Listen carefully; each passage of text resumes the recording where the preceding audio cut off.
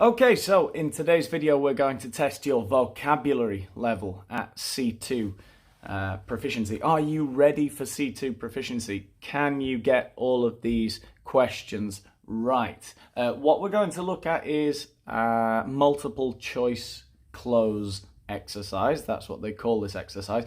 If you're familiar with the Cambridge exams, if you've done B2 and C1, then you'll know that this is part 1 on the reading and use of English paper. The same at C2 level. What they give you is a text like this one. This one's called Tigers as Pets. And, well, you might know a little bit about this if you've seen the Netflix documentary Tiger King. Very entertaining. Tigers as pets. Right, so we've got a short text here with 8 gaps. And for each gap, there are going to be 4 options. Like, for example, 0, which you can see here. The answer is A. Hopefully at the bottom of the screen, you should be seeing the 4 options for the example. And we're going to do the same thing. Now, what I like to do here is to initially ignore the 4 options and try to think, well, what word would I put in there, right? So you shouldn't take too long on this activity. It's only 1 point per correct answer. But what word or what phrase would I put in the gap? So it's not necessarily, by the way, it's not necessarily one word, right? It's not like part 2. It's a word or a couple of words, maybe even 3 words, but it's part of an expression. It could be an adverbial expression. It could be a collocation of some kind. It could be a phrasal verb. So it's often more than one word in the gap. But we have the 4 options. Let's just get straight into it. They may be facing extinction in India, China, and Siberia, but in the US, tigers have found a new lease of life. Good expression there. A new lease of life. After a fashion, right? Okay, so they're not facing extinction in the US, far from it. More than 12,000 are kept as pets. Yeah, I was surprised by that as well, but I think I've heard that before somewhere. 12,000 are kept as pets. Double the number thought to exist in the wild. Okay. The craze persists. Concern among politicians and animal welfare groups. Well, it persists. What do we mean there? That it continues to raise concern among politicians? It persists in raising concern or causing concern or something like that? Possibly. Let's have a look at the 4 options in number 1. So you should be seeing them at the bottom of the screen. Oh, no, nothing like what I said. So, the craze persists in contrast to concern. So people are still, a craze is like a fad or a fashion. People are still, in contrast to concern from politicians and animal welfare groups. Doesn't quite sound right. In contrast to the concern, the craze persists, nevertheless. No, I think we might start a clause with nevertheless. You might say that people are obsessed with tigers, and there are 12,000 kept as pets. Nevertheless, this is a problem, according to politicians and animal welfare groups. The politicians, they love the tigers, don't they? The craze persists in spite of concern among politicians, yeah. Whereas, no, you might say ordinary people or animal enthusiasts or zookeepers, private zookeepers like the ones in Tiger King, persist in keeping tigers, whereas, other people don't. I don't know. Whereas it is to show a contrast, right? But with a different subject. So yeah, the craze persists in spite of, even though there is concern amongst politicians, and animal welfare groups. Yeah, it's definitely C, in spite of. Okay, various reputable organizations promote ownership of endangered species. Right, okay, so they say, yeah, you need to get one because they're endangered, right? Yeah. Prices are not particularly high, I guess. $1,000 for a generic cub, $3,500 for a pair of Bengal tigers. That's ridiculous. So, like, you know, I saw Mike Tyson, you know, in the 90s with his tigers and whatever. But you think it's something a millionaire would buy, but $1,000. People spend more on some dogs. That's pretty crazy. Yeah, $1,000 for a tiger cub. That's crazy. It's absolutely crazy. Well, they're not particularly high, the prices, but I'm guessing it's not going to be something so easy as high. Maybe they're going to say the price isn't particularly, it's not really a deterrent, but we need an adjective. So, okay. So the prices are not particularly forbidding. Well, I don't think we call a price forbidding. I mean, you could. It's not something I've heard very often, I don't think. Prohibitive, yeah. It's funnily enough, forbidding and prohibitive can be synonyms. You could talk about the prohibitive measures introduced, right? So you could talk about a prohibition on a certain activity or a substance or something, and that would be a prohibitive measure, a forbidding action. But no, we talk about a price being prohibitive. It doesn't allow you to buy it. It makes it unaffordable. Yeah, prohibitive. They're not particularly unaffordable. Not particularly impossible. Well, something either is impossible or it isn't. It's not a gradable adjective, really. Restraining. Hopefully nobody who's listening has a restraining order where you're not allowed to go near somebody that you know because you've been harassing them. But no, we don't call prices restraining. Have you ever had to be restrained because you were going to violently attack someone? And maybe that person then got a restraining order against you, and rightly so, you know? And now you have to wear an electronic tag that starts bleeping every time you go near the person. You should be ashamed. Okay. The private trade originated in zoos. Tiger cubs so popular with the public that zoos started breeding more. I don't know, became so popular with the public. I think that's too easy. It's going to be something more difficult than that. Became so popular with the public. Yeah, it's going to be something like that, but I think I know it. I think something has occurred to me. Let's see. Yeah. Okay, yeah, I think I know this one then. Tiger cubs occurred so popular? No, that just doesn't work. That doesn't work at all. Demonstrated? Maybe they demonstrated themselves to be very highly marketable or something like that. But no, established themselves as a popular pet, I guess, but no, they proved so popular. To prove popular means to turn out to be, right? You prove to be something, an adjective, and it means that it turns out that is the case. No, so yeah, the tiger cubs proved so popular with the public that zoos started breeding more than they needed and sold to private breeders. Sold the extra ones, right?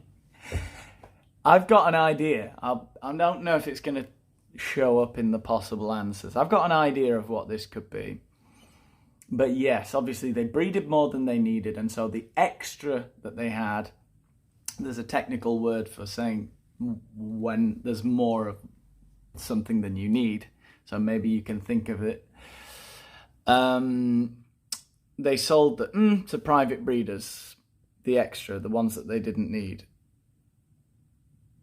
Right, yeah, okay, yeah, so surplus in A, that is the word I was thinking of. They sold the surplus, the extra, the overabundance, the amount that they didn't need, the extra cubs that they didn't need, to private breeders. The balance, well, balance is an interesting word. We do use it to say what is left sometimes.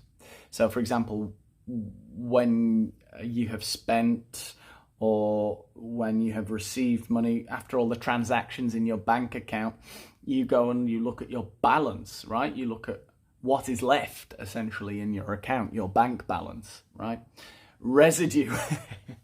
They sold the tiger residue. No, because they're not pulverizing and liquidating the, or liquefying rather, the tigers and selling off the sweat or the blood or something.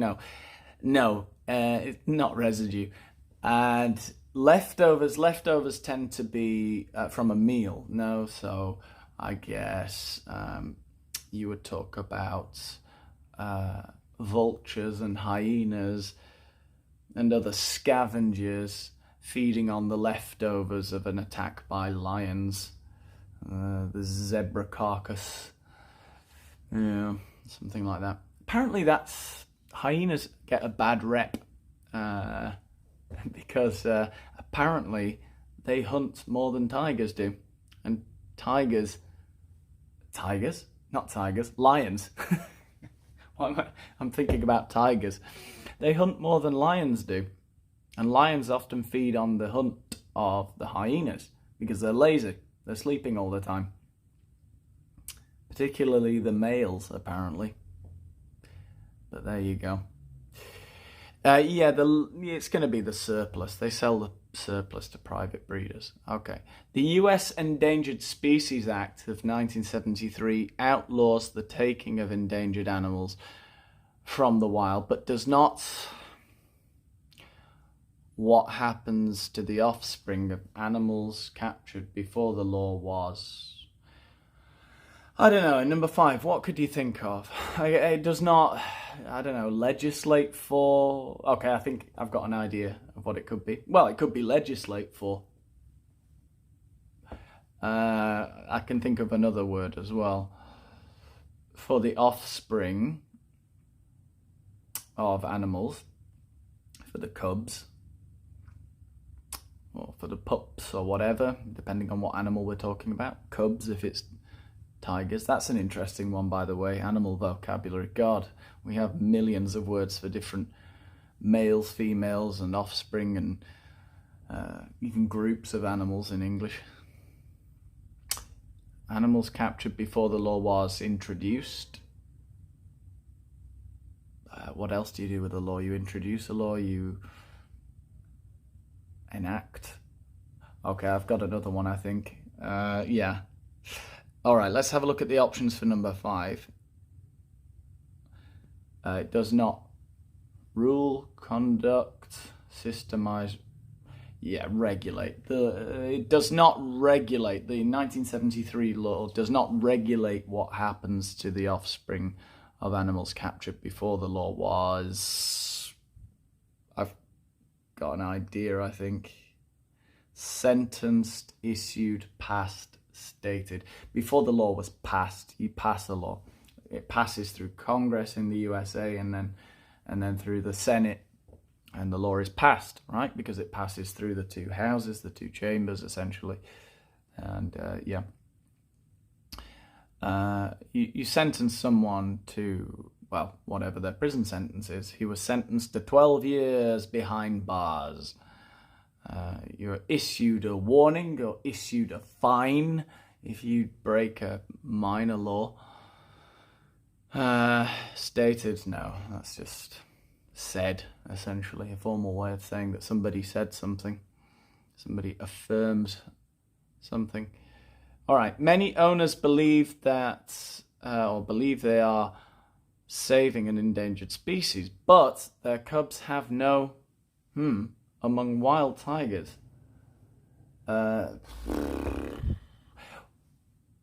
Well, so the idea is that they're not actually saving an endangered species because the cubs have no similarity to, or but it says among, so it can't be similarity to. They have no among wild tigers. They have, there's nothing similar to them among wild tigers. Let's have a look at the options. Yeah. They have no equivalent among wild tigers. Yeah. They have no similarity to. They have no substitute. Why would we want to substitute them? It's not that we want to take the pet cubs that we have and change them for a wild one. That doesn't make sense. No correspondent among wild tigers. There's nothing that corresponds to them.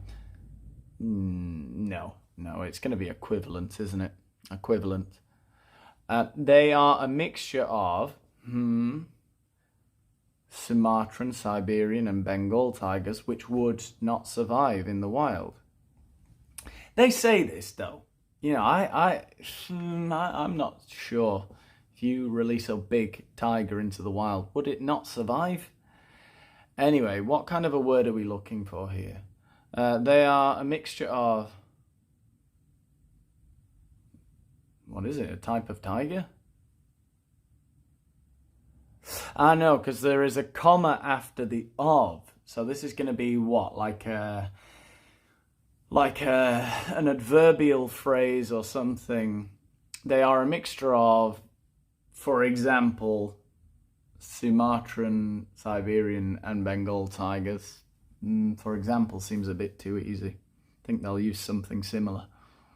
Something with a similar meaning. They are a mixture of imagine, say, suppose, take. So you think, I think I would go with say here, because say can mean sort of, for example. We can use say like suppose, take and imagine, which are also sort of adverbial phrases to mean, I'm going to explain something to you, but no, say can be used like, for example. So I can say, I guess, imagine this situation. This is what happens. Suppose I told you, imagine I were to take Bengal tigers, for example. They do this. No, but I think the correct one here would be say. Yeah, which just means, for example, in this context, right? It's a mixture of all these kinds of tigers often, which would not survive in the wild. Well, yeah, I don't know. Have you seen the enormous wild boars in the USA? In North America, at least. I think in the USA. That's where I've seen them. And they're apparently escaped pigs from farms. And they basically morph into giant wild boars. Take a look at some photos. Look at the size of these things. Because if you see a wild boar in Spain or in Europe, they're sort of, like a medium-sized dog. Quite dangerous, though. If you get too close to them, they'll gore you with their teeth. But with their tusks, we say, which are teeth. And but in Australia as well, that's where I've heard that they're getting very destructive. They're these pigs that have escaped from farms and they've gone wild. They eat people. There's no telling what will happen. Like Jeff Goldblum in in Jurassic Park, nature finds a way, right? It certainly does.